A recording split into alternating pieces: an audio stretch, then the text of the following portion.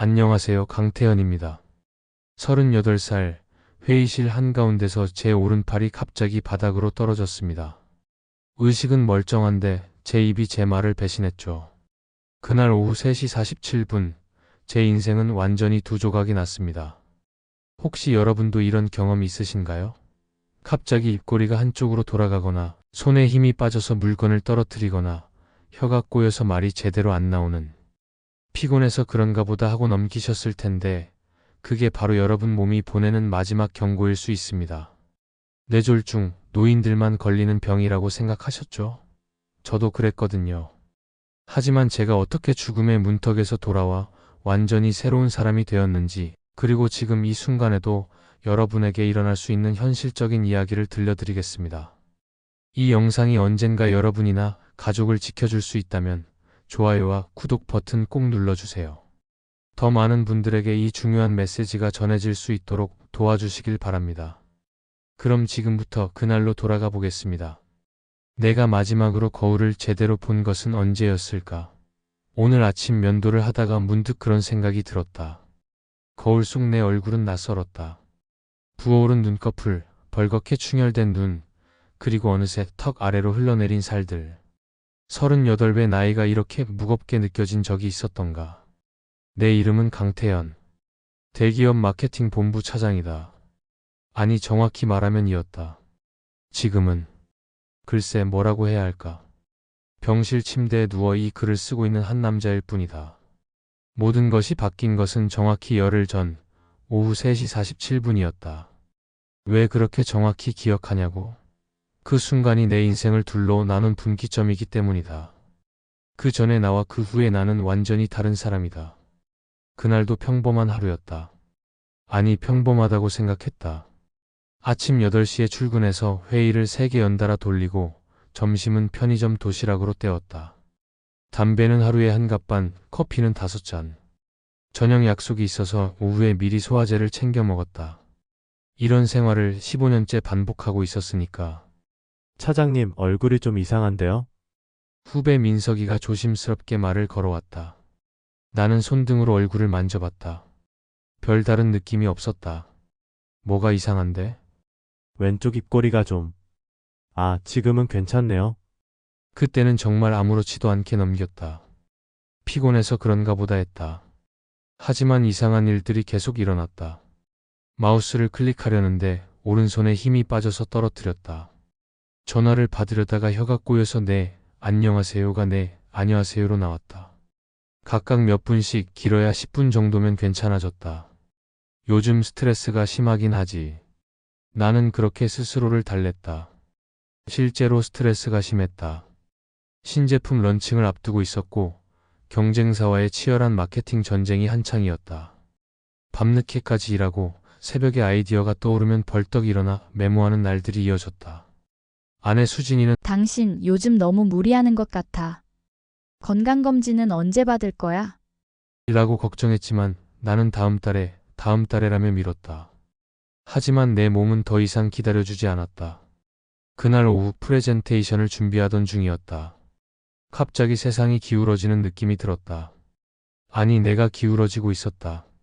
오른쪽 팔다리에서 모든 힘이 빠져나가면서 의자에서 미끄러져 내렸다. 입에서는 알 수 없는 소리만 나왔다. 거품이 입 밖으로 흘러나왔다. 차장님, 차장님, 민석이의 다급한 목소리가 멀리서 들려왔다. 주변 동료들이 우르르 몰려들었다. 누군가 119에 신고했고 누군가는 내 이름을 부르며 의식을 확인했다. 나는 대답하고 싶었지만 입이 말을 듣지 않았다. 오른쪽 얼굴이 마비된 듯 감각이 없었다. 이게 뭐지? 내가 왜 이러지? 공포가 밀려왔다. 이런 경험은 처음이었다. 의식은 또렷한데 몸이 내 뜻대로 움직이지 않았다. 마치 내가 내 몸의 관객이 된 기분이었다. 구급차가 도착했고 나는 들것에 실려 병원으로 향했다. 사이렌 소리가 귀를 찢었다. 구급대원이 내 손을 잡고 말했다. 환자분, 지금 몇 시인지 아세요? 오늘이 며칠인지 아세요? 나는 고개를 끄덕였다. 의식은 멀쩡했다. 그게 더 무서웠다. 언제부터 이런 증상이 있으셨어요? 나는 입술을 움직여 보았지만 소리가 나오지 않았다. 구급대원은 내 표정을 읽으려 했었다. 혹시 전에도 이런 일이 있었나요? 얼굴이 마비되거나 팔다리에 힘이 빠지거나 말이 안 나온 적이? 나는 고개를 끄덕였다. 그제야 깨달았다. 지난 며칠간의 이상한 증상들이 모두 연결되어 있었다는 것을. 응급실에 도착하자마자 의료진이 분주하게 움직였다. CT, MRI 각종 혈액 검사가 이어졌다. 나는 기계 속에 들어가며 생각했다. 제발 괜찮기를. 1시간 후 젊은 신경과 의사가 내 앞에 앉았다. 그의 표정이 심각했다. 환자분 일과성 허혈발작이라고 하는 증상을 겪으신 것 같습니다. 쉽게 말해서 뇌졸중의 전조 증상이에요. 뇌혈관이 일시적으로 막혔다가 다시 뚫린 거죠. 뇌졸중. 그 단어가 머릿속에서 맴돌았다. 뇌졸중은 할아버지들이나 걸리는 병 아닌가? 하지만 저는 아직 38인데요. 그리고 증상도 다 나아졌잖아요. 의사는 고개를 저었다. 나이는 중요하지 않습니다. 환자분의 혈압이 190에 110이고 혈당이 350을 넘어요. 콜레스테롤 수치도 위험 수준입니다. 흡연하시죠? 네, 하루에 한 갑 반 정도요. 음주는요? 거의 매일. 소주 한 병에서 2병 정도요. 운동은 하시나요? 나는 입을 다물었다. 운동이라고는 리모컨 누르는 것뿐이었다. 의사는 차트를 보며 계속 말했다. 환자분 지금 상황이 매우 위험합니다. 이런 전조 증상을 겪은 환자의 절반 가까이가 48시간 이내에 완전한 뇌졸중으로 진행합니다. Time is BRAIN이라는 말이 있어요. 뇌는 1분 1초가 소중한 장기입니다. 지금 당장 입원하셔야 해요. 그 순간 수진이가 헐레벌떡 뛰어 들어왔다. 얼굴이 새하얗게 질려 있었다. 여보, 괜찮아? 회사에서 연락받고 바로 왔어. 나는 그제야 눈물이 났다. 수진이의 떨리는 손이 내 얼굴을 어루만졌다. 결혼 10년 동안 이렇게 무력한 모습을 보인 적이 없었다. 이번 첫날 밤 나는 잠들 수 없었다. 병실 천장을 바라보며 내 인생을 되돌아봤다. 대학 졸업 후 회사에 들어가면서부터 나는 성공이라는 이름으로 내 몸을 혹사시켜왔다. 승진을 위해, 돈을 위해, 인정받기 위해. 내가 정말 원하는 게 뭔지도 모른 채 앞만 보고 달려왔다. 담배는 언제부터 피웠을까? 대학교 2학년 때부터니까 벌써 17년째다. 처음에는 멋있어 보여서 나중에는 스트레스 때문에, 그리고 어느새 습관이 되어버렸다. 하루에 한 갑 반이면 1년에 500갑이 넘는다. 17년이면 계산하기도 싫었다. 술도 마찬가지였다. 처음에는 회식 때만 마셨는데 어느새 혼자서도 마시게 됐다. 스트레스가 쌓이면 편의점에서 맥주를 사와서 혼자 마셨다. 주말에는 소주를 마시며 치킨을 시켜 먹었다. 수진이는 걱정스러운 눈으로 바라봤지만 나는 남자들은 다 이렇게 산다며 대수롭지 않게 넘겼다. 운동? 그런 건 시간 낭비라고 생각했다. 그 시간에 차라리 일을 더 하거나 쉬는 게 낫다고 여겼다. 헬스장 회원권을 끊은 적도 있지만 한 달도 못 가서 그만뒀다. 바쁘다는 핑계로. 이제 와서 후회해봐야 소용없었다. 내 몸은 이미 한계에 다다라 있었고 마지막 경고를 보낸 것이다. 다음 날 아침 주치의 선생님과 자세한 상담을 했다. 환자분 다행히 큰 손상은 없습니다. 하지만 이제부터가 시작이에요. 뇌졸중은 재발률이 높은 질환입니다. 같은 위험 요인들이 전신 혈관에 영향을 미치고 있기 때문이죠. 그럼 어떻게 해야 하나요? 일단 금연은 필수입니다. 담배는 혈관에 직접적인 손상을 줍니다. 금연하시면 5년 후에는 비흡연자와 비슷한 수준으로 위험도가 떨어져요. 술은요? 주 1회 이내 한 번에 2잔을 넘기지 마세요. 술은 뇌경색 위험은 약간 줄일 수 있지만 뇌출혈 위험은 오히려 높입니다. 운동도 해야 하겠죠? 네. 유산소 운동을 주 3회 이상 한 번에 30분 이상 하세요. 근력 운동도 병행하시고요. 식단은요? 가공육과 붉은 고기를 줄이고 채소 위주의 식단으로 바꾸세요. 가장 중요한 건 과잉 칼로리를 피하는 겁니다. 초가공식품들은 조미료와 감미료가 많아서 더 많이 먹게 되거든요. 의사의 말을 들으며 나는 각오를 다졌다. 이번이 마지막 기회라는 걸 알았다. 퇴원 후 내 삶은 완전히 바뀌었다. 가장 힘든 건 금연이었다. 17년간의 습관을 하루아침에 끊는다는 게 쉬울 리 없었다. 금단 증상으로 온몸이 가렵고 집중력이 떨어지고 짜증이 났다. 담배 생각이 날 때마다 나는 병실에서의 그 무력감을 떠올렸다. 그리고 수진이의 눈물을 생각했다. 금주도 마찬가지였다. 회식 자리에서 물을 마시는 내를 보며 동료들은 의아해했다. 야, 태연아. 진짜 안 마셔? 한 잔 정도는 괜찮잖아. 미안, 정말 못 마셔. 처음에는 어색했지만 시간이 지나면서 동료들도 이해해 주었다. 오히려 나를 걱정해 주는 사람들이 더 많았다. 운동은 천천히 시작했다. 처음에는 아파트 단지 한 바퀴 걷는 것부터. 숨이 차고 다리가 아팠지만 매일 조금씩 거리를 늘려갔다. 한 달 후에는 30분, 2달 후에는 1시간씩 걸을 수 있게 됐다. 그 후에는 가벼운 조깅을 시작했고 헬스장에도 등록했다. 식단 변화는 수진이가 많이 도와줬다. 그녀는 영양학 책을 사서 공부하며 건강한 요리법을 익혔다. 기름진 고기 대신 생선과 닭가슴살, 흰쌀밥 대신 현미밥, 라면과 과자 대신 견과류와 과일.